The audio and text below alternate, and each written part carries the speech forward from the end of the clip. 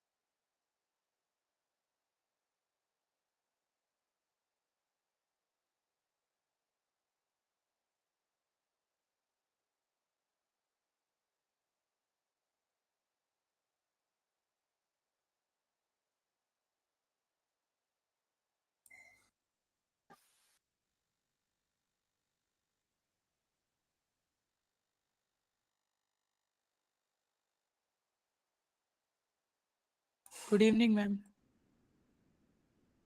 Good evening. Ma'am एक बहुत छोटा सा सवाल था, पूछ लूं? हाँ पूछो भाई डाउट क्लास है। भेज रहा हूँ, एक सेकंड। हाँ बाकी के लोग वही बिना डाउट पूछे कैसे डाउट्स तो होंगे ना कुछ सभी अंजलि अमर उषो व्योम।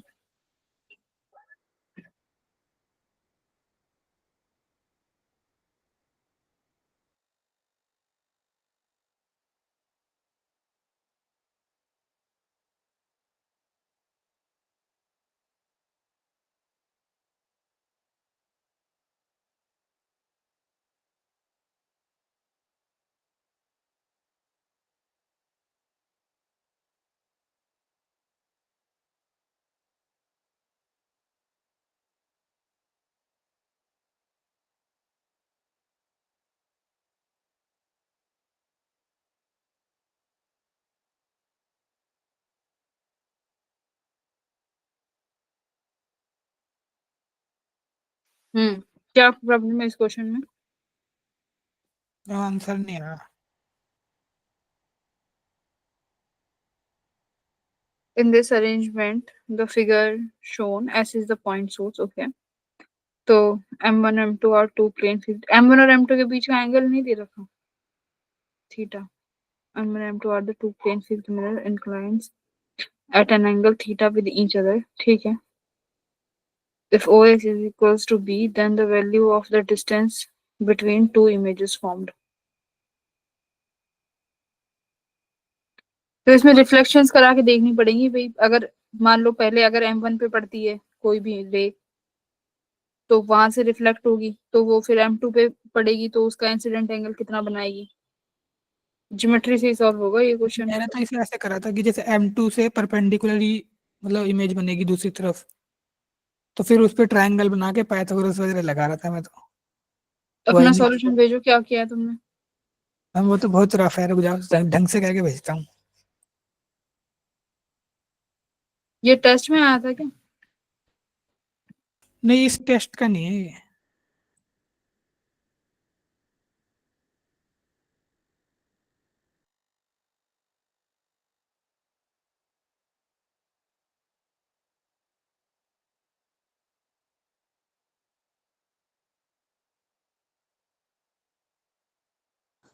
Good evening ma'am. Good evening. Without discussion कर रहे हैं, जिस जिसके डाउट है भेज दो। मैम स्क्रीन शेयर नहीं करिए क्या? नहीं ये भी स्क्रीन शेयर नहीं है। Okay ma'am.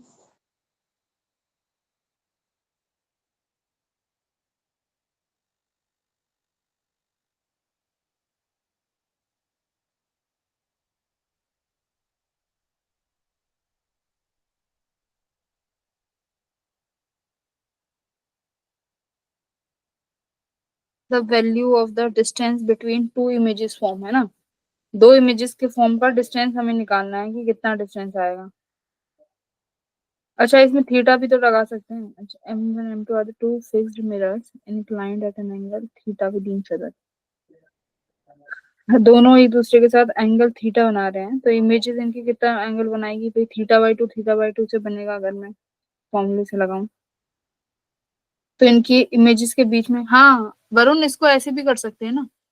देखो, मैंने तुम्हें क्लास में एंगल्स वाला फॉर्मूला सिखाया था ना, एंगल की जो प्लेन मिरर्स होते हैं, जितना डिस्टेंस, लीनियर डिस्टेंस इमेज का बराबर होता है, उतना ही एंगुलर भी होता है, बराबर बराबर बनती है। देखो एक सेकेंड।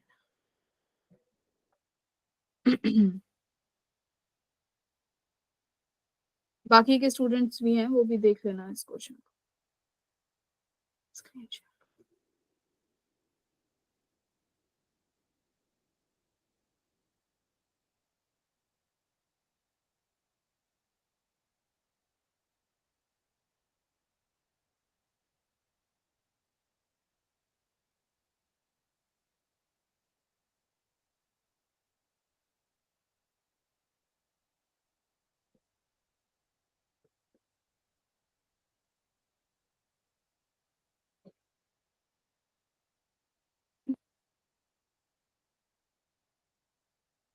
देखो बाकी के बच्चे भी देखो, क्वेश्चन क्या है।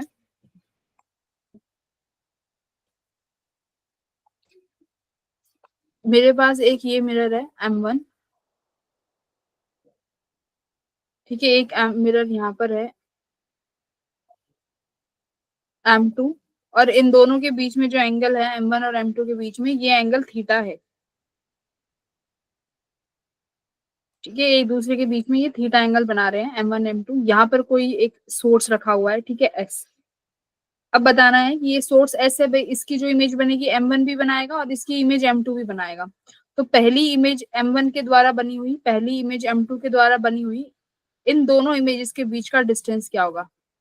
मैंने तुम्हें थीटा वाला सिखाया है ना, कि जितना M1 से, जैसे मैंने तुम्हें सिखाए हैं कि मान लो ये M1 है और ये M2 है। अगर मान लो यहाँ पर मेरे पास ऑब्जेक्ट रखा हुआ है कोई, और ये ऑब्जेक्ट M1 और M2 से अगर एंगल थीटा पे है, तो इनकी पहली इमेज कितने पे बनाएगा M2। M2 इस ऑब्जेक्ट की इमेज, पहली इमेज कितने एंगल पे बनाएगा, थीटा पे, है ना। M2 यस इसकी मैम। पहली इमेज थीटा पे बनाएगा। ऐसी सिमिलरली जो M1 है, इस ऑब्जेक्ट की पहली इमेज जो है बराबर थीटा पे बनाएगा। तो ये इमेज M1 की पहली इमेज और ये M2 की पहली इमेज। तो अब देखो M1 और ये इमेज के बीच में कितना एंगल का डिस्टेंस है, कितना एंगल का डिस्टेंस हो गया भाई, 2 थीटा। M1 और M2 के बीच में कितने का डिस्टेंस बनेगा, यहाँ पे 4 theta, theta theta theta theta, यहाँ पर तो 4 थीटा बन रहा है ना, क्योंकि यहाँ तो एंगल थीटा थीटा है। M1 और M2 के बीच में 2 थीटा हो गया, तो यहाँ पर जो एंगुलर डिस्टेंस बनी वो 4 थीटा बना। अब यहाँ पर देखो, यहाँ पर ये जो सोर्स है ये भाई कितने दूरी पर है, दोनों के बीच में थीटा थीटा का डिफरेंस है। M1 and M2 are two plane fixed mirror which is inclined at angle theta with the each other and OS equals to B। ये OS है, इसका डिस्टेंस B दिया हुआ है। Then the value of the distance between the two images form. तो इसमें भी वही कॉन्सेप्ट लगाएंगे।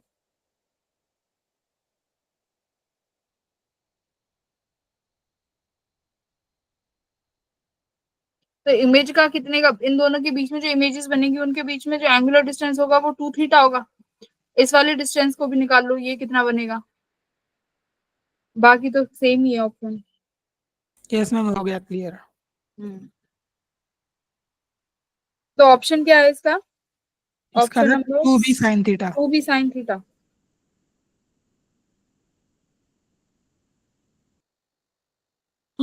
2b, ये डिस्टेंस ट्वाइस कैसे होगा, एक सेकंड इसको चेक करने दो।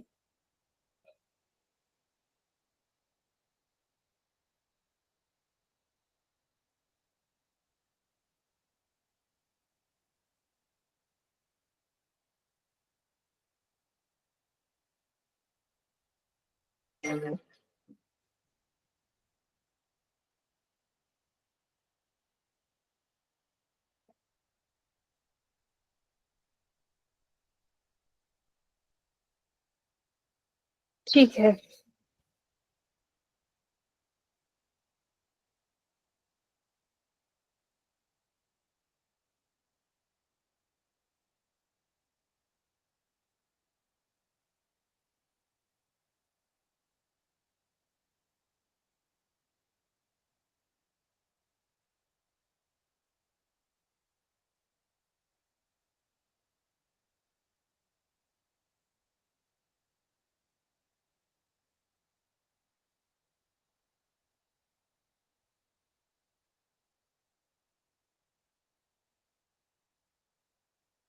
हम्म,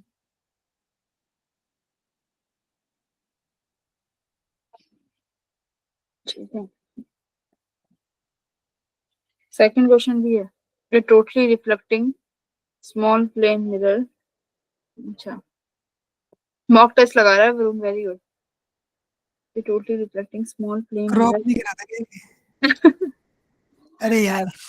कोई बात नहीं, तो मॉक टेस्ट ही तो है। ए टोटली रिफ्लेक्टिंग स्मॉल, बाकी के भाई प्रतिष्ठा तुम भी भेजो। तो सेकंड क्वेश्चन क्या है? क्वेश्चन वन का आंसर बताओ बाकी के स्टूडेंट। क्वेश्चन नंबर टू देखो क्या है। एक totally reflecting small plane mirror है, मतलब यहाँ पर हमारे पास एक छोटा सा मिरर रखा हुआ है।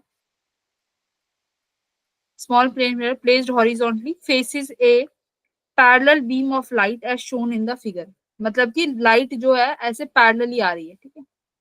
इस तरीके से लाइट पैरेलली आ रही है। लाइट पैरेलली कब आती है, अब बाद में डिस्कस करेंगे। शोन इन द फिगर मतलब कोई पॉइंट सोर्स है, उस पॉइंट सोर्स से आ रही है, और यहाँ पर बीच में कुछ ऐसा ऑब्जेक्ट है जो कि इस इमेज को क्या, इस लाइट को क्या कर रहा है, देखो इस तरीके से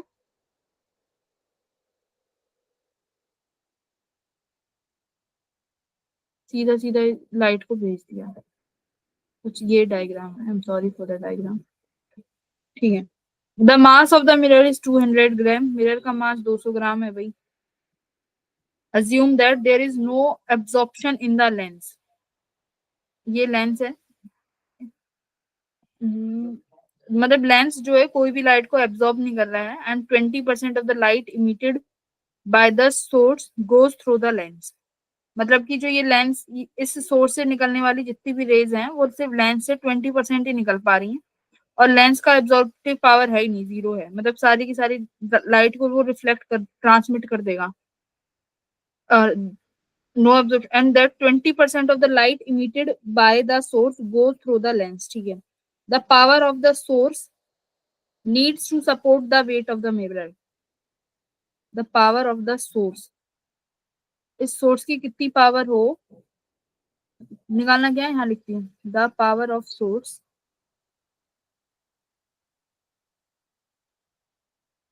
needs to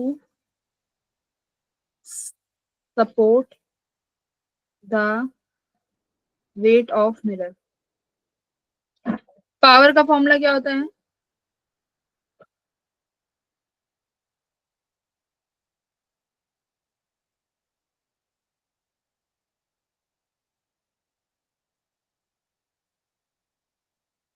ma'am energy per unit time बहुत सारे हैं, इसमें कौन सा रहेगा?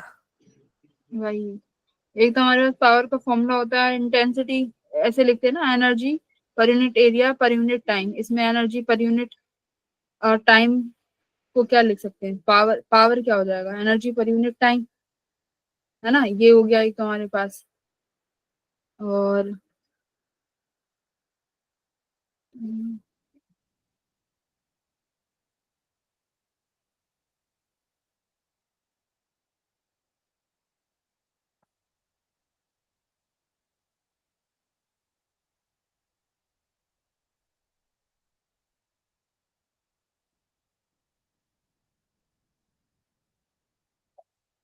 इसमें ना ये वो है जो मैंने तुम्हें उसमें सिखाया था ना, एब्जॉर्प्शन, और उसमें जो फोर्स और वो मोमेंटम का चेंज निकालना सिखाया था, वहां पर पावर का एक फॉर्मूला निकलवाया था।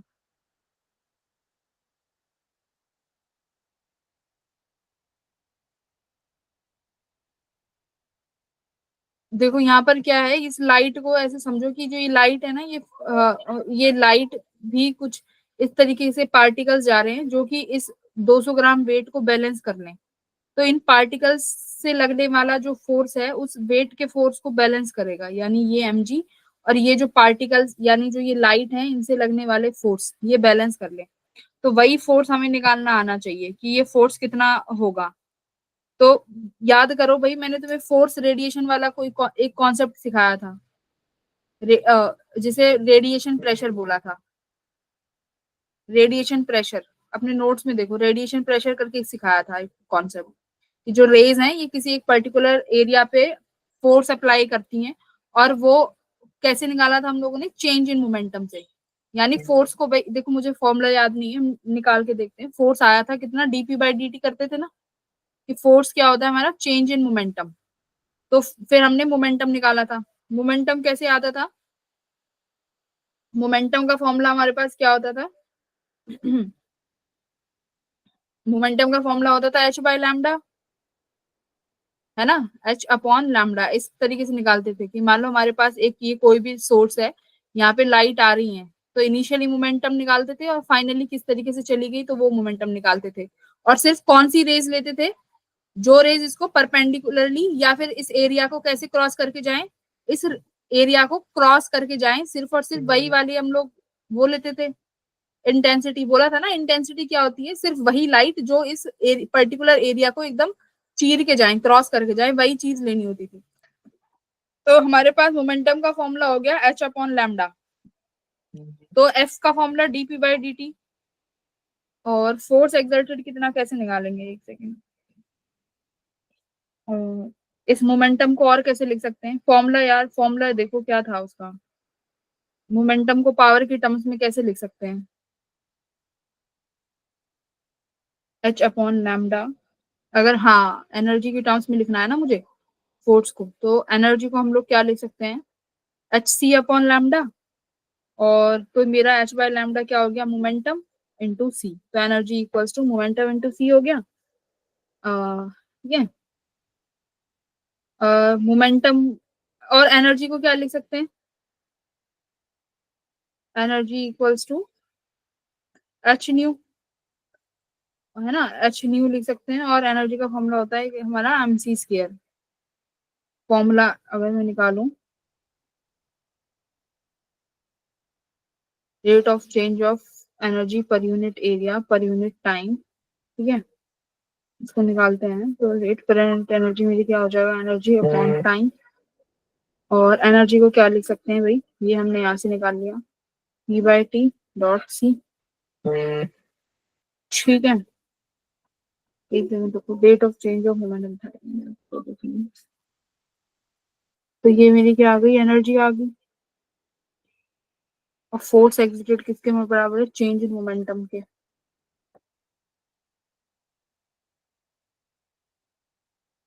और एनर्जी पर यूनिट टाइम मेरा क्या होता है, पावर होता है, राइट। यही होता है ना, power energy per unit time. हाँ, yes energy ma'am. Per unit time मेरा पावर है। और पावर किसके बराबर आ गया, momentum upon time into C. तो फोर्स को मोमेंटम के टर्म्स में डीपी बाई डी टी अगर मैं करूँ तो 2 टाइम्स, सी मोमेंटम। फोर्स को अगर मुझे निकालना है तो ये पावर के टर्म्स में कितना हो जाएगा, पी बाई टी और ई बाई टी पावर। यहाँ से मेरा पावर किसके बराबर आ गया, मोमेंटम अपॉन टाइम इंटू सी। ठीक है, तो momentum DP by D T करूंगी तो ये 2 टाइम्स ऑफ मोमेंटम हो जाएगा, चेंज तो होगा नहीं। 2 टाइम्स ऑफ पी मोमेंटम। तो फोर्स को क्या लिखें,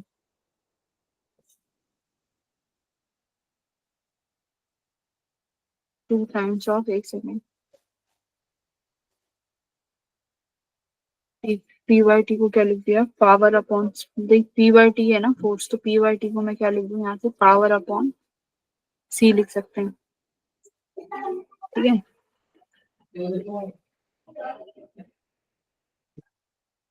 ये हो गया 2 टाइम्स ऑफ पावर अपॉन सी। और ये फोर्स मुझे बैलेंस करना है एम जी के बराबर। अब ये जो dp/dt है, इसमें हमें कौन सी सिर्फ वही लेनी है जो इसको क्रॉस करके जा रही है। कितना परसेंट क्रॉस करके जा रही है? सिर्फ 20% जा रही है ना क्रॉस करके। ये 20% होगा इस पावर का। 20% ऑफ 2 इंटू पावर अपॉन सी।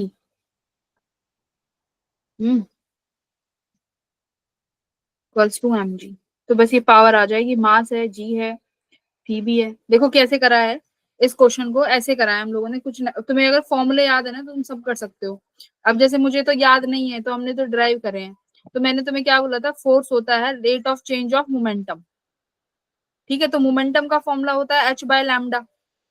अब मोमेंटम भी देखो, अब लाइट रेज इसमें से क्या कर रही है, एक बार तो एंटर कर रही है और फिर वो वापस चली जा रही है। तो मोमेंटम ये कितना, rate of change of momentum क्या हो जाएगा, 2h/λ। समझे? ये rate of change of momentum हो गया भाई। एक बार तो आई h/i से, तो rate of change of momentum भाई, जैसे बॉल को मारा फिर वो बॉल दोबारा से रिफ्लेक्ट होके चली गई, तो ऐसी मोमेंटम यहाँ पर क्या होगा, 2h/λ हो गया।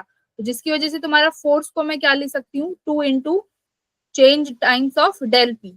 ठीक है, या फिर इसको क्या ले सकते, अच्छा डेल पी तो ये है ही, 2 टाइम्स ऑफ h/λ। ठीक है, ये मेरा फोर्स आया है। अब देखो h/λ से तो काम चलेगा नहीं, क्योंकि मुझे इसको पावर में करना होगा। तो पावर को अब किस में चेंज करना है, देखो मोमेंटम में। तो कैसे करेंगे, ये सारा कॉन्सेप्ट यहीं पे है। पावर का फॉर्मूला अभी हमने देखा कितना होता है, E/T। और E क्या होती है मेरे पास, एनर्जी। E is energy. और इस एनर्जी को कैसे लिख सकते हैं, देखो एनर्जी को लिख सकते हैं hc/λ। फॉर्मूला है ये एनर्जी का, h/p। तो hc/λ, तो एनर्जी को hc/λ लिखा। अब यहां से देखा हमने h/λ क्या होता है, मोमेंटम।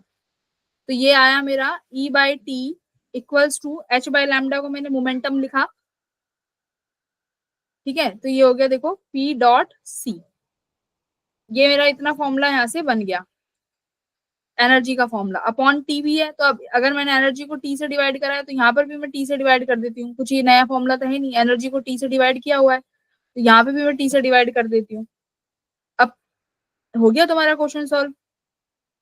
अब पावर क्या होती है, E/T। तो ये इसको बस अब मोमेंटम को पावर के टर्म्स में लिख लो, this is power multiply upon C equals to momentum. हो गया। तो मोमेंटम की जगह तुम क्या लिख दो, पावर। तो ये रहा force equals to 2h/λ momentum था, तो मोमेंटम की जगह क्या लिख दिया, पावर अपॉन सी। तो ये आ गया तुम्हारा फोर्स का फॉर्मूला। ठीक है, अभी mg मैम को ये बता। टी भी तो था अभी राइट साइड में। हाँ ई है ना, E/T नहीं, पावर टी बन गया टी ना। टी हाँ PC/T था ना ये। देखो ये इक्वेशन कैसे, P/T था। हाँ, यहाँ तो टी भी था ना नीचे, ये टी कहाँ गया? नहीं P/T क्या है, P/T rate of change of momentum है ना, जो कि फोर्स है। P/T, ये P/T किसके बराबर है, h/λ के। अच्छा अच्छा, ठीक है ठीक है। Rate of change of momentum है ना, rate of change of momentum, तो और मैम ये P/T है। 2 मल्टीप्लाई करने का थोड़ा समझ नहीं आया, थोड़ा नहीं कम टू कम आया। इसलिए multiply rate of change of momentum से किया है। देखो F क्या है, dp/dt। ठीक है, अब dp/dt का मतलब क्या है, P final minus P initial. अब इसमें देख, इसमें ऐसे माना है कि P फाइनल भी तुम्हारा जो होगा, डायरेक्शन चेंज हो गई, तो ये माइनस P, मोमेंटम तो चेंज होगा नहीं, डायरेक्शन चेंज होती है इनिशियली भी। ये कितना हो जाएगा, माइनस P। तो ये किसके बराबर आ गया, -2P। ये बहुत ध्यान से करवाया था ये कॉन्सेप्ट कि मैम वैसे डायरेक्शन सेम ही है, ये थोड़ा कंफ्यूजिंग है। डायरेक्शन तो सेम ही है, मतलब ऊपर से आ रहा है, मतलब एक ही तरफ से जा रहा है वो, राइट साइड या फिर लेफ्ट साइड। चेंज तो नहीं हुई ना, जैसे रिबाउंड हो जाती है। ये rebound P final minus P initial हम लोग करते हैं ना, तो यहाँ से ये आ भी इस डायरेक्शन में रहा है, और ये पावर मोमेंटम, तो फिर तो इस केस में जीरो हो जाएगा, तो फिर तो सब चीजें ही कैंसिल, फोर्स ही जीरो हो जाएगा। ऐसा तो कर नहीं सकते। टू मैम टाइम नीचे वाले को पॉजिटिव लेना, ऊपर वाले को नेगेटिव लेंगे तब 2p हो जाएगा। देखो इसमें ये है कि ये वाली जो है ये इंसिडेंट हो रही है, सिंपल सी बात है, ये ट्रांसमिट होके जा रही है। ठीक है, ये इंसिडेंट हो गई मोमेंटम, तो इसका मोमेंटम P है, और ये ट्रांसमिट होके चला गया। अब जो मैग्नीट्यूड है वो तो सेम ही रहेगा, बट इनकी डायरेक्शंस को जो हम लिखेंगे तो ये 2 टाइम्स ऑफ मोमेंटम ही बनेगा पावर का, तभी आंसर आ पाएगा इसका।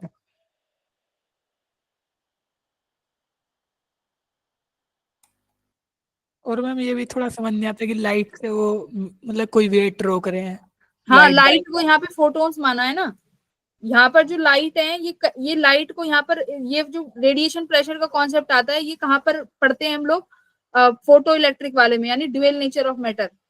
यहाँ पर लाइट जो है ये मैटर की तरह बिहेव कर रही है, ये कॉन्सेप्ट तो ये है। यहाँ पर लाइट है जो ये फोटोन्स हैं, ये इसको समझो कि ये फोटोन्स हैं, और ये फोटोन्स जो है ये प्रेशर एक्सर्ट कर रहे हैं यहाँ पे इस मिरर पे, ये फोटोन्स जा रहे हैं और ये फोटोन्स जो हैं ये प्रेशर एक्सर्ट कर रहे हैं, ये इस तरीके से होगा। तभी तो रेडिएशन प्रेशर वाला कॉन्सेप्ट है। लाइट तो लगा ही नहीं सकती, लाइट तो अगर वेव नेचर लेके ट्रीट करोगे तो होगा ही नहीं। ये रेडिएशन प्रेशर वाला कौन सा कॉन्सेप्ट है, ड्यूअल नेचर वाला। भाई इसकी क्लास मैंने इसमें मैंने 5 केस करवाए थे तुम्हें, नोट्स तो खोल के नहीं देखते हो, है ना। वरुण तुमने नहीं ली थी ना वो क्लास? मैं तो लेता था थोड़ा, ये मैंने लिखा नहीं था ये। भाई मैंने तुम्हें नोट्स भी भेजे हैं।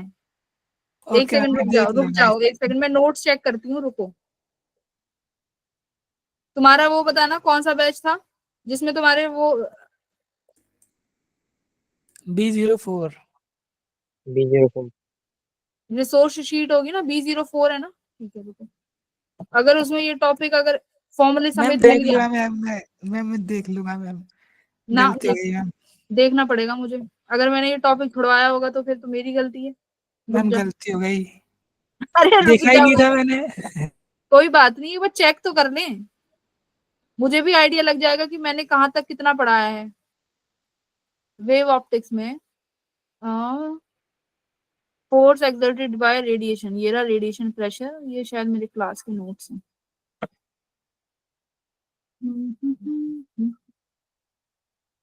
फोटोन फ्लक्स नंबर ये रहा, ठीक है। पावर ये रहा, इंटेंसिटी तो ये रहा पावर अपॉन एरिया, ठीक है। इंटेंसिटी का फॉर्मूला तो पावर हो गया आई ए, ठीक है। फोर्स ये रहा डीपी बाई डी टी, और यहाँ से हम लोगों ने कोफिशिएंट तो ठीक है, ये रहा P equals to P final minus P initial, ये निकलवाया हुआ है यहाँ से। ये मैंने तुम्हें N की ये फोर्स निकलवाया हुआ है। तो देख यहाँ पे भी फोर्स 2IA/C है, देखना एक बार। ये जो फोर्स है यहाँ पे 2IA/C है, जिसमें से मेरी पावर क्या बन जाएगी, IA। पावर मैंने देखो यहाँ पे क्या लिखवाई है, पावर देख यहाँ पे ये line P equals to IA दिख रहा है। Yes ma'am. P equals to IA, तो ये फॉर्मूला ये आ गया ना सीधा का सीधा, 2 times of power upon C। ये किसके बराबर है, फोर्स के बराबर। Force equals to 2 times of power by C, ये डिराइव, और यही फॉर्मूला देख यहाँ पे लगाया है 2 times of power by C। बस साथ में वहां पर कॉफिशिएंट भी लगता है कि कितना कॉफिशिएंट पास हो रहा है, तो बस वो कॉफिशिएंट के लिए यहाँ पे 20% लगाया है। मैं वो 2 का आइडिया थोड़ा सा भूल गया था मैं। देख किसका और आइडिया, मैंने भी देखा वो 2 मल्टीप्लाई करने का कि मतलब डायरेक्शन सेम है, 2 क्यों हो रहा है, थोड़ा सा वो कंफ्यूज हो गया था। नहीं उसमें देख इसमें तो रिफ्लेक्ट हो गया, उसमें वो ट्रांसमिट हुआ है। मैंने तुम्हें ट्रांसमिशन का भी केस करवाया है, रुक जाओ। रिफ्लेक्टेड और ट्रांसमिशन का भी होता है कि जिसमें हम ट्रांसमिशन का लेके चलते हैं एब्जॉर्प्शन कोफिशिएंट, वो होगा तुम्हारे फॉर्मूले में। तो फॉर्मूला है 2IA/C, सब में यही लिखा हुआ है 2IA/C, यही फॉर्मूला है। IA क्या हो गया, पावर, तो 2 times of power by C हो गया। अगर वो रिफ्लेक्ट नहीं करेगा तो सिर्फ एक ही टाइम 2 नहीं आएगा, अगर रिफ्लेक्ट और ट्रांसमिट हो जाएगा तो वो 2 आ जाएगा बस यहाँ पे। तो फॉर्मूला वही है। मैम उन्होंने आंसर में ना 30% भी दे रखा था, वो 20 क्वेश्चन में है, सॉल्यूशन में 30, उससे भी कंफ्यूज हो गया मैं, इसलिए पूछ लिया था। नहीं 30 नहीं है, वो जितने परसेंट रहेगा हम उतना ही यूज करेंगे। अगर हमारा यहाँ पे एब्जॉर्प्शन मैं कोफिशिएंट सोच रहा नहीं कि मैं कुछ भूल रहा हूँ, 30 हो जाएगा इसलिए पूछ लिया। नहीं 30 कुछ नहीं होगा, 20 होगा। गलत है ना, मतलब सॉल्यूशन मैम देखना एक बार। सॉल्यूशन सही है, बस 30 की जगह 20 कर दो। हाँ ये भी कंफ्यूजन थी, ठीक है मैम। एक second, rate of change of momentum of power 30% of light passes through the lens, thus it exerts 70% is reflected। Question क्या है, assume there is no absorption in the lens, lens कोई absorb नहीं कर रहा है, and the 20% of the light emitted by the source goes through the lens। हाँ तो मतलब 20% लेंस से तो 20% जा रही है ना, तो 20 ही परसेंट लेंगे यहाँ पे, 30 नहीं लेंगे। और सॉल्यूशन के अकॉर्डिंग क्या लिख रहा है, 30% of light passes through the lens, यही गलत हो गया ये तो। यस मैम, इसलिए पूछ लिया, देखो मैम मेरी गलती नहीं है। इसका मतलब देखो क्या है कि सोर्स, इसमें यहाँ पे ये कॉन्सेप्ट है, एक चीज देखो, जब भी कोई किसी सोर्स, जैसे ये तुम्हारा लेंस है, नहीं गलती नहीं है, कोई बात नहीं, कॉन्सेप्ट कई बार भूल जाते हैं हम भाई। बस ये है कि फॉर्मूले तुम्हें अब याद होने चाहिए, क्योंकि पेपर में अगर ये ड्राइव करने बैठोगे तो देखो मुझे ही कितना टाइम लग गया, क्योंकि मुझे फॉर्मूले मुझे भी नहीं याद है भाई, फॉर्मूले मैं क्यों याद रखूं, मुझे क्या टेस्ट देना है, तुमने तो फॉर्मूले याद रखने हैं ना, तुम्हें तो टिप से होने चाहिए फॉर्मूले। रेडिएशन प्रेशर से तो कॉन्सेप्ट आते ही है, क्योंकि ये ड्यूअल नेचर का मॉडर्न फिजिक्स का टॉपिक है, और मॉडर्न फिजिक्स तो बहुत इंपॉर्टेंट है। अब क्या है देखो, कोई भी चीज है, कोई भी ऑब्जेक्ट है, अब मान लो तुम्हारे पास ये सोर्स है कोई भी, ये सोर्स अपनी पूरी जितनी भी रेडिएशन है वो निकल रही है इस सोर्स से। अब होगा क्या, जितनी भी किसी ऑब्जेक्ट पे पड़ेंगी, तीन चीज होती है, या तो रिफ्लेक्ट हो जाएगा, या एब्जॉर्ब कर लेगा, या ट्रांसमिट हो जाएंगी चीजें। ठीक है, अब इसने क्या बोला है कि कोई भी चीज, ऑब्जॉर्प्शन तो है ही नहीं, मतलब तुम्हारा जो ये ऑब्जेक्ट है ये एब्जॉर्ब नहीं कर रहा है, तो मतलब इसके ऊपर जितनी भी रेडिएशंस पड़ेंगी वो इन सारी रेडिएशंस को ट्रांसमिट ही करेगा या रिफ्लेक्ट करेगा, ये दो चीज है। अब बोला क्या है, and 20% of the light emitted by the gas goes through the lens, मतलब कि 20% इससे बाहर निकल पा रही है। अब मुझे फालतू का मुझे ज्ञान चाहिए ही नहीं, यहाँ से 20% जा रहा है बस, बाकी का जो भी है या तो रिफ्लेक्ट हो गया होगा, क्योंकि एब्जॉर्ब तो हो ही नहीं रहा है, तो रिफ्लेक्ट कितने परसेंट हुआ होगा, 80%। Yes ma'am. और ये भी पता है इसमें रिफ्लेक्शन का केस भी नहीं आएगा, क्यों, एक second, and there is no absorption and 20% of the light emitted by the source goes through the lens। अब इसमें पता है हम लोग एब्जॉर्प्शन का केस भी क्यों नहीं लगा रहे, वरना अगर फॉर्मूला लिखते हैं तो IA/C, ठीक है, जो भी 2IA/C, उसके बाद इसमें हम रिफ्लेक्शन कॉफिशिएंट लिखते हैं, और प्लस एब्जॉर्प्शन कॉफिशिएंट दोनों होता है, देखो यहाँ पे। अब यहाँ पर ना ये नहीं पता कि वो 70% रिफ्लेक्ट हुआ है कि या फिर एरिया की वजह से क्रॉस ही नहीं कर पा रहा है, दो केस हो सकते हैं यहाँ पे, देखो एक सेकंड में तुम्हें शो कर देती हूँ। ये चलना,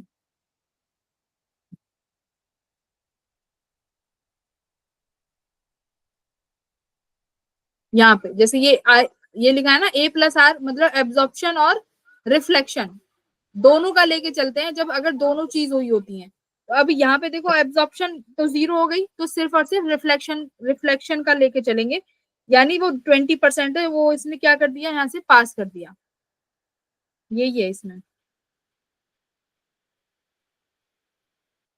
ट्रांसमिशन का केस नहीं होता है इसमें, दो ही होता है, एब्जॉर्प्शन या रिफ्लेक्शन।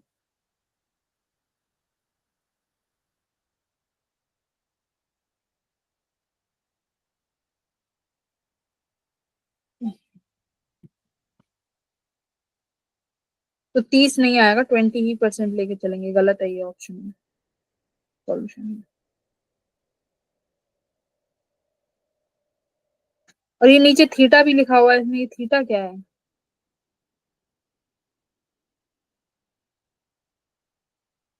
वरुण क्लियर है क्या टॉपिक, क्या था। यस मैम, अब क्लियर है।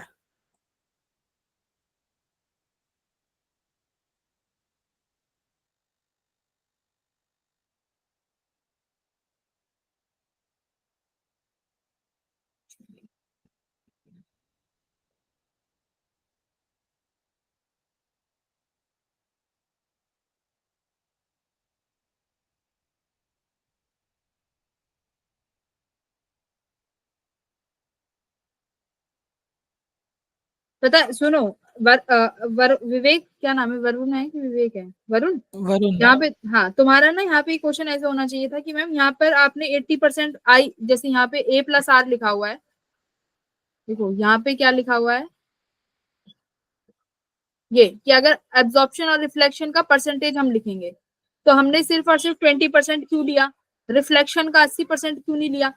अब ये ना रिफ्लेक्शन नहीं है, इसमें देखो साफ साफ दिया हुआ है कि 20% ही सोर्स से पास हो रही है, साफ साफ बोला है 20% of the light emitted by the source goes through the lens, मतलब सोर्स अगर 100 फोटोन्स दे रहा है ना, उसमें से 20 फोटोन ऐसे हैं जो इसको क्रॉस करके जा रहे हैं। 80 वाले या तो एरिया की वजह से जा नहीं पा रहे हैं या रिफ्लेक्ट हो रहे हैं, वो यहाँ पर कहीं भी साफ साफ नहीं दिया हुआ है। ठीक है, इसलिए हमने इसमें 80% का जो रिफ्लेक्शन है ना वो नहीं काउंट किया है। अगर मान लो ये कहता ना कि टकरा ही 100% रहे हैं बट पास 20% हो रहे हैं, तब यहाँ पे रिफ्लेक्शन का 80% का भी तुम फोर्स में ऐड करते। ठीक है, कॉफिशिएंट। तो इसलिए यहाँ पे 80% ऐड नहीं किया है, क्योंकि क्वेश्चन में क्लियर क्लियर ये दिया है कि 20 जा रहे हैं और 20 के 20 पास होके चले जा रहे हैं तुम्हारे इस एरिया से। Yes ma'am, clear. ठीक है, तो फॉर्मूला याद रख लो, 2IA/C। IA इज पावर, तो एक और नया फॉर्मूला हो गया 2 पावर बाय C, ये फोर्स है। और इसको mg से बैलेंस करना था देखा जाए तो, जैसे इलेक्ट्रिक फील्ड वाला क्वेश्चन था कि एक तुम्हारा ड्रॉप जा रहा है, इस ड्रॉप को बैलेंस कर दो तो कितना मुझे चार्ज चाहिए। तो तुमने क्या किया था, सीधे सीधे किस फोर्स से इक्वल टू किया था, QE से, है ना। तो यहाँ पर भी वही सेम फोर्स कितना हो जाएगा, 2 टाइम्स IA/C। तो सीधा सीधा फॉर्मूला है, पर हमें फॉर्मूले याद ही नहीं है। वहां बैठ के हम पेपर में फॉर्मूले डिराइव करेंगे। मैम ये टॉपिक क्लियर नहीं है थोड़ा सा, ये था बस। हाँ कोई बात नहीं, ये 4 केस है, एक बार इन 4 केसेस को एक बार ना देख लेना, मॉड्यूल से पढ़ लेना। अगर नोट्स से, शॉर्ट नोट से समझ में आ जाए तो उससे पढ़ लेना।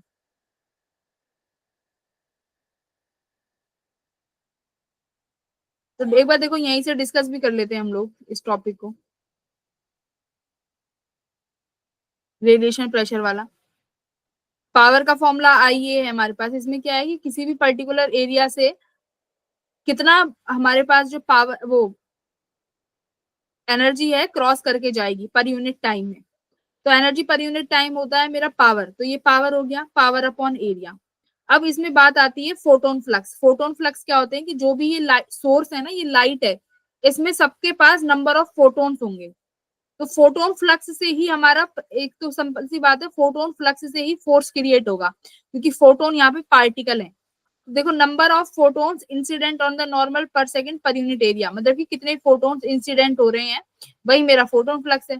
तो फोटोन फ्लक्स को भी पावर में कैसे लिखेंगे, सोर्स की पावर कितनी है और एनर्जी ऑफ वन फोटोन। देखो यहाँ से भी एक कॉन्सेप्ट ये अराइज होता है कि नंबर ऑफ फोटोन्स कैसे निकालेंगे। तो पावर और upon energy of one photon. एक फोटोन की एनर्जी कितनी होती है, कौन बताएगा। एनर्जी ऑफ वन फोटोन कितना होता है, h2 जल्दी। लैम्डा। हाँ, एच न्यू या फिर hc/लैम्डा। एच न्यू भी बोल सकते हो सीधा सीधा, और लैम्डा की टर्म्स में hc/लैम्डा। तो ये तुम्हारे एक फोटोन की एनर्जी है। तो पावर को एक फोटोन से डिवाइड कर दो, तुम्हारे पास आ जाएंगे कि कितने फोटोन है। उसके बाद हमें फोर्स निकालना होता है कि जो भी लाइट रे आ रही है किसी भी पर्टिकुलर सरफेस पर कितना फोर्स लगाएगी या कितना प्रेशर लगाएगी। तो देखो हमने यहाँ पर दो चीज लेके चलते हैं, एक तो ऑब्जर्प्शन कॉफिशिएंट और एक रिफ्लेक्शन कॉफिशिएंट। ध्यान से सुन लो। अब मैंने क्या किया है, रिफ्लेक्शन कॉफिशिएंट या तो 0 हो सकता है या 1 हो सकता है। ठीक है, अगर मान लो एब्जॉर्प्शन कॉफिशिएंट 1 लेके चलते हैं, मतलब सारा का सारा एब्जॉर्ब हो गया, कुछ भी रिफ्लेक्ट नहीं हुआ, तो इस केस में मोमेंटम सिर्फ और सिर्फ h/लैम्डा बनेगा। देखो यहाँ पे एब्जॉर्प्शन 1 है, रिफ्लेक्शन 0, मतलब कुछ भी रिफ्लेक्ट ही नहीं हुआ। मतलब तुमने दीवार पे बॉल मारी और वो बॉल वहीं गिर गई नीचे, बॉल वापस नहीं गई, वहीं नीचे गिर गई। तो मोमेंटम सिर्फ h/लैम्डा हो गया। ठीक है, तो यहाँ पर फोर्स देखो, यहाँ पर फोर्स कितना आया है, IA/C, है ना। फोर्स सिर्फ कितना आया है, राइट की तरफ देखो, जहां पे ये लाइन ड्रॉ है बीचों बीच, इसके राइट लेफ्ट में देखो, लेफ्ट में फोर्स की वैल्यू कितनी आई है बच्चों, IA/C आई है, क्योंकि रिफ्लेक्शन हुई नहीं, रिफ्लेक्शन 0 है, फाइनली मोमेंटम 0 हो गया। इसकी वजह से फोर्स कितना आया है, IA/C आया है। क्लियर है। Yes ma'am. अच्छा, तो दूसरा केस क्या है, इसमें एब्जॉर्प्शन 0 कर दो, कि मतलब अब एब्जॉर्प्शन नहीं हो रही है। देखो ये वही केस है तुम्हारे वाला जिसमें एब्जॉर्प्शन 0 है। अब इसमें हमारे पास रिफ्लेक्शन है। अब एक बात देखो, इसमें तुम्हारा जो मिरर दिया हुआ है, ये पहले ही कौन सा मिरर दिया हुआ है, फर्स्ट लाइन पढ़ो, क्वेश्चन की फर्स्ट लाइन पढ़ो। बाकी बच्चों को मैंने ग्रुप में भी सेंड कर दिया है क्वेश्चन। वरुण पहली लाइन क्या लिख रही है? ए रिफ्लेक्टिंग मिरर, है ना, मतलब कि एक रिफ्लेक्शन सेकंड हमने क्या कॉफिशिएंट है लिखा इसका। है यार? हाँ, इसका रिफ्लेक्शन कॉफिशिएंट 1 है, तो एब्जॉर्प्शन 0, रिफ्लेक्शन कॉफिशिएंट 1, तो मोमेंटम देख कितना आया है, 2h बाय लैम्डा। ठीक है, अब ये माइनस साइन इसलिए क्योंकि रिफ्लेक्शन है, अगर ट्रांसमिशन होगा तो ये सिर्फ 2h बाय लैम्डा हो जाएगा, 2h बाय लैम्डा। और इसमें फोर्स की वैल्यू कितनी आई है, 2I बाई सी, और बोले तो 2 इंटू पावर अपॉन सी। ठीक है, तो ऐसे केस बनते हैं। फिर उसके बाद थीटा लेते हैं, तो थीटा में हमेशा कॉस थीटा वाला कंपोनेंट लेके जाते हैं, क्योंकि हमने क्या बोला था कि सिर्फ और सिर्फ सॉरी, जो तुम्हारी इंटेंसिटी है वो सिर्फ उसी रेडिएशन को काउंट करती है जो क्रॉस करके जाए। साइन थीटा वाले की वजह से जो भी तुम्हारी एनर्जी पड़ रही है उसकी वजह से इंटेंसिटी 0 हो जाती है, तो सिर्फ कॉस कंपोनेंट लेके जाएंगे। तो कॉस कंपोनेंट की वजह से बस यहाँ पर एक कॉस कंपोनेंट एक्स्ट्रा में ऐड हो गया है तुम्हारा। फिर चौथा केस जिसमें तुम्हारे में एब्जॉर्प्शन भी रहेगा और रिफ्लेक्शन भी रहेगा। तो यहाँ पर देखो फोर्स जो है ये आई ए बाई सी है, 2 नहीं आया है, तो आई ए बाई सी बोले तो पावर अपॉन सी इंटू एब्जॉर्प्शन प्लस रिफ्लेक्शन।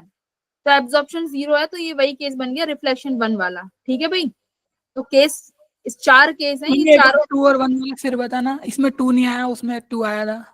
अरे इसमें तो एब्जॉर्प्शन भी है और रिफ्लेक्शन भी है। यहाँ पे फोर्स कितना होता है हमारा, चेंज इन मोमेंटम।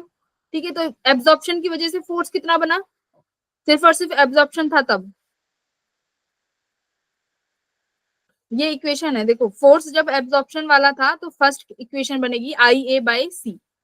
ठीक है, जब रिफ्लेक्ट हुआ तो दोनों में 2IA बाई सी हुआ। तो नेट फोर्स कैसे निकाला, एब्जॉर्प्शन प्लस रिफ्लेक्शन, 2 इक्वेशन बनी। तो IA by C 2IA by C, इसमें से IA बाई सी को कॉमन ले लिया, तो ये A प्लस 2R होना चाहिए। एक सेकेंड, ये यहाँ पे ना A प्लस 2R होगा, आई एम सॉरी, इसको एडिट नहीं कर सकते यहाँ पर मैं यहाँ पे बता देती हूँ, ये ऐसे है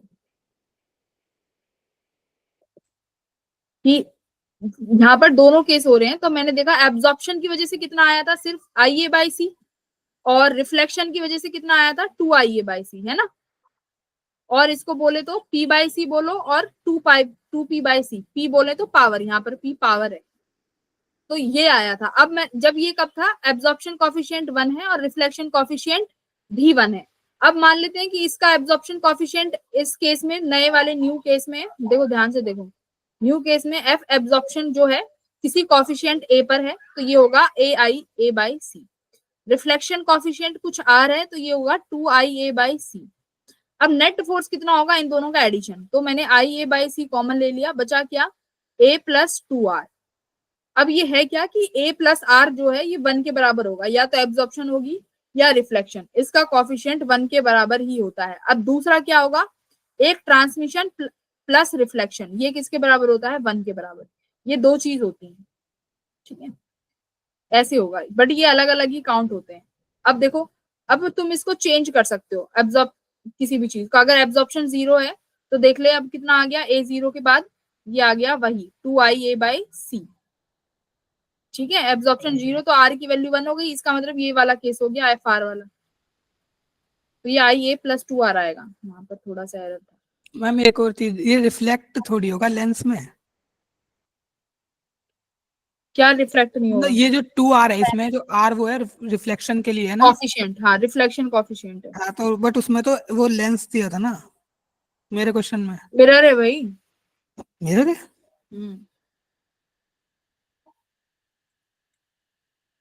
प्लेन मिरर है, मिरर में क्या होता है, तो मैम मिरर को तो बैलेंस करना था, लेंस को बैलेंस करना था। मास किसका दिया हुआ है, मिरर मिरर का का मिरर मास है ना 100 ग्राम 200 ग्राम, तो मिरर को बैलेंस करेंगे ना। मैं जब से यही तो हाँ तो मिरर मैम लेंस, अच्छा मिरर को वो तो ये पता जो है। ऊपर वाला मिरर है ना, इस मिरर को बैलेंस करना है, तो मैम मिरर को ऊपर वाले ऊपर रिफ्लेक्शन हो रही है इसलिए रिफ्लेक्शन लिया है, बट ट्रांसमिट ये लेना चाहिए ना नीचे वाला केस। कैसे, वो जो 2R है उसमें लास्ट वाले में, हाँ ये रिफ्लेक्शन के लिए है, हाँ, बट लाइट जो है वो तो मतलब ये तो उसकी तरह होगा ना, बॉडी टाइप्स की तरह। मिरर तो मिरर के लिए तो डील करेंगे नहीं हम रिफ्लेक्शन या फिर ट्रांसमिशन जो भी है। नहीं देखो, इसमें बात ये है, तू बस ये जो ये तुम्हारा मिरर है ना, सॉरी जो तुम्हें लेंस दे रखा है ना, ये फालतू में दिया हुआ है। ये मतलब क्या है इसका? इसका मतलब ये है कि इसको ऐसे समझो, मान लो मैंने सीधा का सीधा यहाँ पर एक लेंस लगा दिया, ठीक है, और सॉरी एक मिरर लगा दिया, और यहाँ पे एक सोर्स है, ये एक सीधा का सीधा सोर्स है। अब इस सोर्स से कितनी रेडिएशंस हैं जो यहाँ पर इस वाले मिरर पर इंसिडेंट होंगी? इस वाले मिरर पर कितनी रेडिएशंस हैं जो इंसिडेंट होंगी? एक तो ये क्वेश्चन है। अब इन्होंने बीच में लगा दिया लेंस, ठीक है, अब इन्होंने लेंस लगा दिया। अब ये लेंस क्यों लगाया है? मैम जो लेंस से पास होगी वही मिरर पे टच होगी इसलिए। बस अब इसमें लेंस जो है 20% को भेज पा रहा है, मतलब 20 ये नहीं भेज पा रहा, मतलब सोर्स से ही 20% क्रॉस हो रही है यहाँ पे। इसका खुद का एब्जॉर्प्शन कॉफिशिएंट 0 है, तो इसका मतलब इसने सारी की सारी क्या कर दी? ट्रांसमिट कर दी। हाँ, इसने सारी की सारी ट्रांसमिट कर दी। अब सारी की सारी ट्रांसमिट हो गई, ये इस पर इंसिडेंट हो गई सारी। Yes ma'am. तो अब देख, या तो यहाँ पर formula T plus r equals to 1, T plus r भी 1 होता है और A प्लस आर भी 1 होगा। इसका मतलब यहाँ पर जितनी भी इंसिडेंट हो रही है वो कितने परसेंट ही हो रही है? 20% ही इंसिडेंट हो रही है, ठीक है। तो लेंस के केस में ये क्या, ये मिरर है ऊपर, इसकी जगह अगर मैं कुछ और स्टोन रख दूं तो वो बैलेंस हो जाएगा? कुछ भी बैलेंस कर, कुछ भी रख सकते हैं ना हम तो, यहाँ के केस में कुछ भी बैलेंस कर सकते हैं। स्टोन भी बैलेंस हो जाएगा, क्यों नहीं होगा? एंड सेकंड थिंग, इंसिडेंट ये है। जो A+2R है इसकी जगह A+2T भी है ना, लाइक R को T से भी रिप्लेस कर सकते हैं ना? नहीं देख, दो चीज होती है, एक एब्जॉर्प्शन कॉफिशिएंट और एक रिफ्लेक्शन। तो एक तो एब्जॉर्प्शन ऑफ रिफ्लेक्ट, एक एब्जॉर्प्शन लेके चलते हैं, एक रिफ्लेक्शन, फिर दूसरा ट्रांसमिशन और रिफ्लेक्शन होता है। मैम इस केस में तो रिफ्लेक्शन हो ही नहीं रही ना मेरे वाले क्वेश्चन में। किसमें? इसमें हाँ, जो लेंस है, लेंस ट्रांसमिशन कर रहा है। तो लेंस ट्रांसमिशन के लिए तो फॉर्मूला भी आपने लाइक कैसे इसमें डिराइव करना पड़ेगा उसे भी अभी? नहीं, थोड़ा यहाँ तो आप क्लियर नहीं हो रहा कॉमन है सेंस लगा सकते हैं ना कि सारा का एब्जॉर्प्शन 0 हो गया, तो सिंपल सी बात है, सारा का सारा ट्रांसमिट हो गया। और हमारे पास फोर्स का फॉर्मूला तो इसमें भी यही रहेगा ना, फिर 2IA/c। जब दो चीज है, या तो एब्जॉर्प्शन या रिफ्लेक्शन या ट्रांसमिशन, एब्जॉर्प्शन नहीं है तो रिफ्लेक्शन के केस में भी तुम्हारा 2IA/c रहेगा, और ट्रांसमिशन में भी फॉर्मूला 2IA/c रहेगा, बस ये कॉफिशिएंट चेंज हो जाते हैं। ठीक है मैम, ओके थैंक यू। हाँ हो गया, क्लियर हो गया। हाँ, कॉफिशिएंट चेंज हो जाएगा, बट कभी भी ट्रांसमिशन और रिफ्लेक्शन साथ में नहीं देंगे, ठीक है। फिर फॉर्मूला फिर वो बहुत भसड़ हो जाती है, तो कभी भी तुम्हें ट्रांसमिशन और रिफ्लेक्शन एक ही चीज में नहीं मिलेगी, हमेशा वो या तो एब्जॉर्प्शन और रिफ्लेक्शन ही देखने को मिलेगी, ठीक है। तो ये एब्जॉर्प्शन ओके, 0 हो गया कर, क्लियर। हाँ एब्जॉर्प्शन को 0 कर देते हैं। हाँ, तो यही है। ज्यादा तुम्हें ये याद रखना है कि अगर कुछ भी नहीं हो रहा है, एब्जॉर्प्शन 0 है, तो फिर फोर्स IA/c रहेगा। अगर इंसिडेंस और ट्रांसमिशन दोनों इनमें से कोई भी चीज है तो फोर्स 2IA/c रहेगा, बस इतना याद रखो। और साथ में उसका कॉफिशिएंट की वैल्यू, जैसे वो 20%, 30%, वो मल्टीप्लाई करते जाना है, ठीक है। अब ये 20% बता, जो यहाँ पे 20% लगाया है, ये ट्रांसमिशन कॉफिशिएंट ही तो है 20%, यस यहाँ मैम। पे लेंस के केस में तो वो 20% हो गया, बस खत्म। Okay ma'am. चलो ठीक है भाई, बाकी के बच्चे कोई और प्रॉब्लम? मैम फिजिक्स तो एक बहुत भाई, छोटी सी है, बहुत ही छोटी सी है। हाँ इसमें तो मुझे भेज, पता है मैं सिली मिस्टेक कर रहा हूँ, बस ऐसे ही बता दो। हाँ गलत हाँ है मुझे भेज दो, पता है। भेज दो, भेज दो भाई, कोई भी मिस्टेक सिली नहीं होती है, भेज दो। नहीं मैम इसमें बहुत होगी, देखना अभी आप बोलोगे। मेरी बात ध्यान से सुनो, मॉडर्न फिजिक्स के तो फॉर्मूले रट के जाना है तुम्हें एकदम। Particle a is converted into c via the following reaction. अच्छा, तो ए से बी बना, और हीलियम मतलब अल्फा पार्टिकल हीलियम निकल गया, ठीक है। फिर बी से सी बना है, ए से बी, यानी ठीक है, एक हीलियम निकल गया, तो मतलब बी जो है वो उससे कम, कोई भी पार्टिकल कम बन गया, ठीक है। और बी से सी बना है, तो 2 इलेक्ट्रॉन्स हमारे निकल गए हैं। अगर इलेक्ट्रॉन्स निकलेंगे तो चार्ज रिड्यूस होगा, है ना, मास मास सेम रहेगा, तो इसका मतलब बी और सी का है, मास सेम है बी और सी का, ठीक है वरुण? Yes ma'am, yes. हाँ, बी और सी के मास सेम है, बस चार्ज में एटॉमिक नंबर में डिफरेंस आएगा, मैम मास नंबर में सेम। क्यों आएगा? इलेक्ट्रॉन एटॉमिक नंबर के लिए थोड़ी रिस्पॉन्सिबल होता है। इलेक्ट्रॉन भाई मास सेम रहेगा, इलेक्ट्रॉन्स के लिए क्या एटॉमिक नंबर ही तो रहता है, और क्या रहेगा? वो तो प्रोटॉन के लिए होगा ना। चार्ज रिड्यूस हो जाएगा ना बाय 2। चार्ज होगा, बस चार्ज होगा। हाँ, बाकी तो मास तो सेम रहेगा, proton number of proton neutron भी नंबर सेम। ऑफ प्रोटॉन और नंबर ऑफ सब, मतलब तुम्हारे न्यूट्रॉन प्रोटॉन सेम रहेंगे, ठीक है। तो ओके। बी और सी क्या हो गए? मास सेम है तो क्या होता है? बी और आइसोबार्स। बी और सी में तो रिलेशन ही नहीं पूछा। हाँ, हाँ उनमें तो आइसोबार। कुछ हाँ, पूछा ही बी नहीं और है। हाँ तो बी और सी आइसोबार हैं, इसमें वो ऑप्शन तो ही मैम नहीं है। कंपाउंड ही सेम हो जाएंगे, बी और सी तो, बस चार्ज डिफरेंट बस होगा। हाँ, बस चार्ज निकल गया। ठीक है तो मैम। ठीक है, तो इसका मतलब ए और बी में, फिर ए और सी में भी पूछा है, या ए और सी और या ए और बी में? बी और सी तो सेम ही कंपाउंड है, तो उन्हें सेम ही ट्रीट कर लेते हैं। तो ए और सी आर आइसोबार्स। तो क्या ए और सी का मास सेम रहेगा? भाई नहीं इलेक्ट्रॉन ही मैम, तो निकले हो हैं, ही नहीं सकता। हो ही नहीं सकता। तो ए और सी आइसोटॉप्स। देख ये हो सकता है, इसमें प्रोटॉन के नंबर से ए और सी में क्या है, प्रोटॉन्स के नंबर सेम होने चाहिए, ठीक है। तो ए वाले में से हमारे कितने प्रोटॉन्स निकल गए हैं हीलियम में से, दो दो। ठीक है। और यहाँ पर बी और दो सी में सेम ही है। इसमें हाँ, बी और सी में तो सेम ही है ना, तो ए और बी, तो आइसोटॉप्स। मैम देखो, जैसे एम जी मान लेते हैं बी को, तो सी हो जाएगा एम जी टू प्लस, है ना। कोई भी यहाँ लिखते हैं, यहाँ लिखते हैं ये होता है एटॉमिक नंबर, है ना, ए, ये बी। तो ए होता है हमारा एटॉमिक नंबर, एटॉमिक नंबर में क्या चीज ऐड होती है? नंबर ऑफ प्रोटॉन होता है, प्रोटॉन, नंबर ऑफ प्रोटॉन। ठीक है। एक सेकेंड, बी में हमारे प्रोटॉन प्लस न्यूट्रॉन होता है, यस ठीक मैम। है। अगर ए का मैं यहाँ पे मान लेती हूँ कुछ भी, ए है, एक्स, ये इनिशियली एक्स था और ये बी था, फाइनली मेरा बी कंपाउंड बना, जिसमें से मेरा हीलियम निकल चुका है, ये 2 और 4, तो यानी ये हो गया x-2 और ये हो गया मेरा b-4, है ना। तो यानी यस मैम। मास भी रिड्यूस है, और ए और बी तो फिर तो प्रोटॉन्स आइसोटॉप्स भी नहीं हो सकते, ए एंड बी, क्योंकि भाई आइसोटॉप्स क्या होते हैं? जिसमें number of protons same, number of protons same होने चाहिए, ठीक है। अब यहाँ पर तुम्हारा बी कंपाउंड जो है ये सी में टूट जाता है, जिसमें से 2 इलेक्ट्रॉन्स निकल गए, तो ये तो बस मैम कुछ इलेक्ट्रॉन्स ही चेंज निकले ही हैं, नहीं तो होगा। हाँ, ये तो x-2 और b-4 ही रहेगा। तो मैम ये क्वेश्चन ही गलत है ना। हम्म, क्वेश्चन ही गलत है फिर। एक सेकेंड, अब हमने ए और सी आइसोबार्स नहीं है, ए और सी आइसोटॉप्स भी नहीं है, क्योंकि प्रोटॉन्स के नंबर गलत है, तो ए भी नहीं है, बी भी नहीं है, और ए और बी आइसोबार्स नहीं हो सकते, ए और बी आइसोटॉप, ये तो चारों ही ऑप्शन नहीं है। गलत है ना ये। हाँ हम्म, मैं सोच रहा था सिली मिस्टेक कर रहा हूँ मैं। पहला ही क्वेश्चन था मैम, देख लो। मेरा इतना टाइम बर्बाद हुआ, मैं सोच रहा हूँ कि मेरे को ही नहीं आता। नहीं नहीं, आइसोबार्स में सेम नंबर मास, तो मास नंबर भी अलग है सबके, और प्रोटॉन्स का नंबर भी अलग है, नहीं हो सकता। ये सी इसका ही कंपाउंड बनेगा, बस ये आयनिक कंपाउंड बन जाएगा सी बी का, नहीं है भाई। एक एक घड़ी बी और सी जो है ये आइसोबार हैं, बी और सी आइसोबार हैं, यहाँ कहीं ऑप्शन में गलती हो गई है,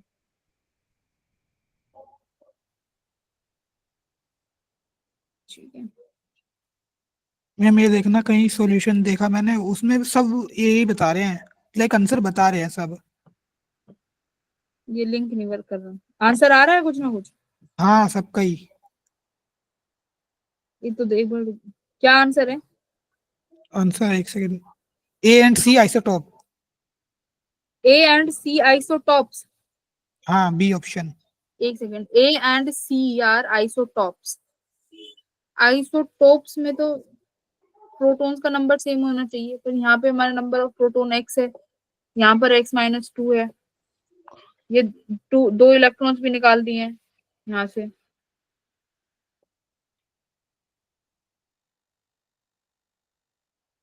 2 इलेक्ट्रॉन्स भी चले गए, तो ये तो प्रोटॉन्स का नंबर तो सेम नहीं बैठा।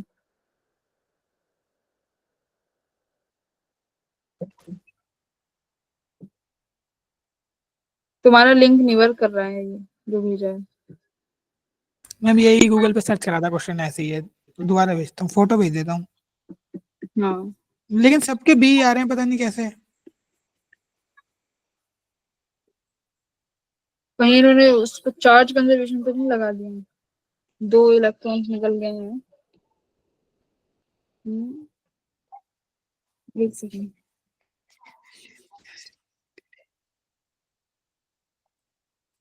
चार्ज कंजर्वेशन से हो सकता है।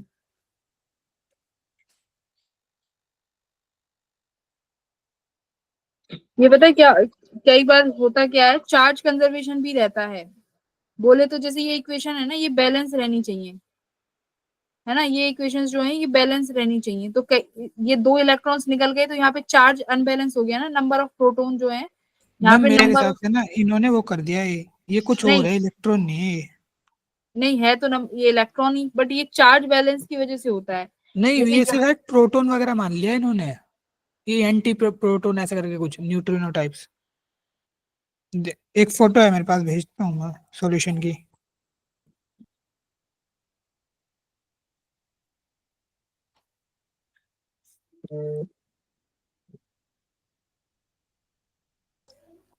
है ना, इन्होंने कुछ और मान लिया इसे, लाइक न्यूट्रॉन का अपोजिट वाला।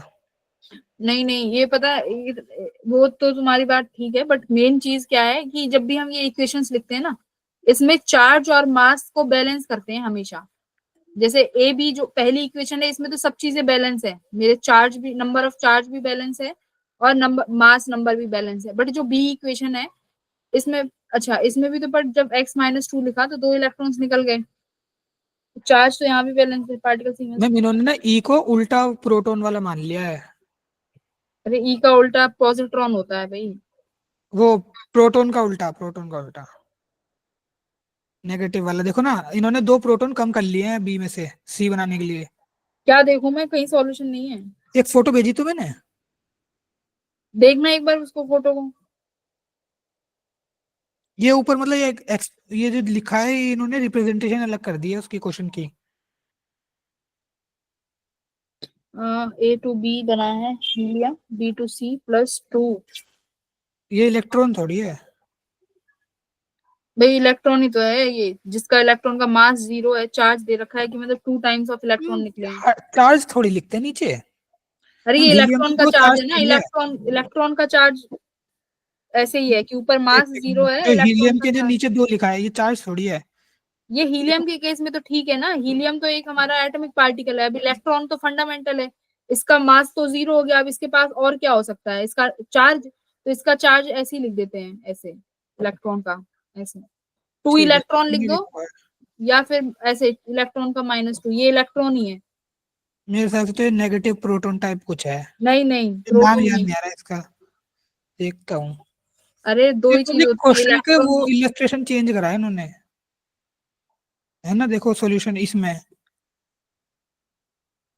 वैसे मैम देखो तो, अगर सी बी में से 2 प्रोटॉन कम कर देंगे तो जो सी ए और सी आइसोटोप बन जाएंगे, सेम प्रोटॉन हो जाएगा, है ना। बी में से 2 प्रोटॉन कम कर दो तो वो नहीं आइसोटोप बन नहीं, जाएंगे। सुनो, होता क्या है, जब भी हम इक्वेशंस लिखते हैं ना, इसमें चार्ज और मास हमेशा बैलेंस होते हैं, ठीक है।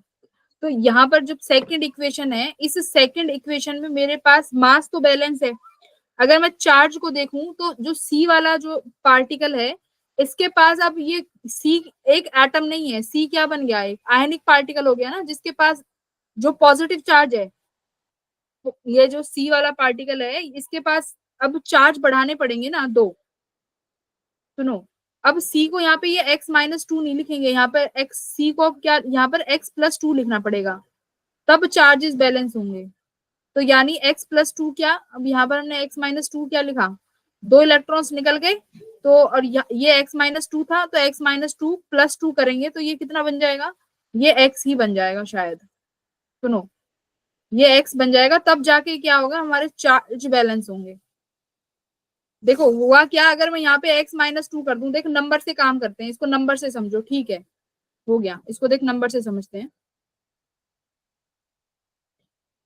ठीक है, एक सेकेंड, हो गया, एक ही हमारी बनी B plus helium,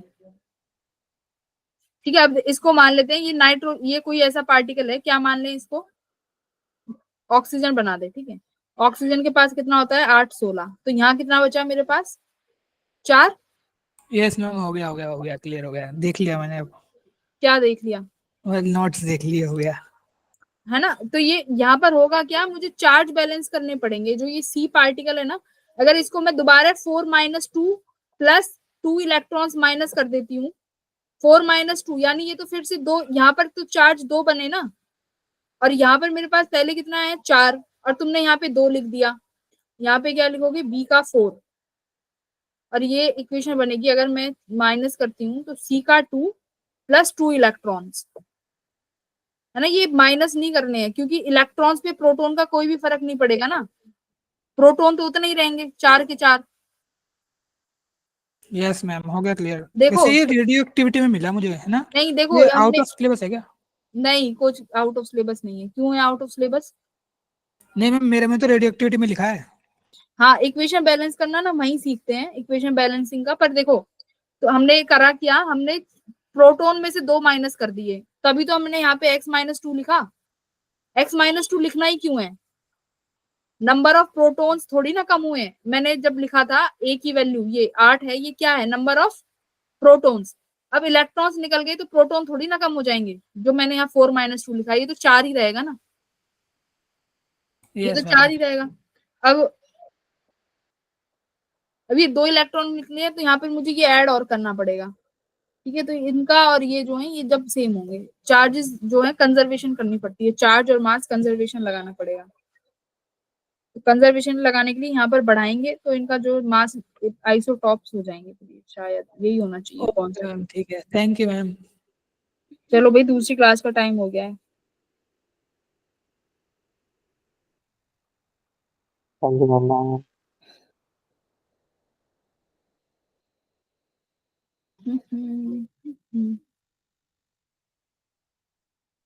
charge of the particles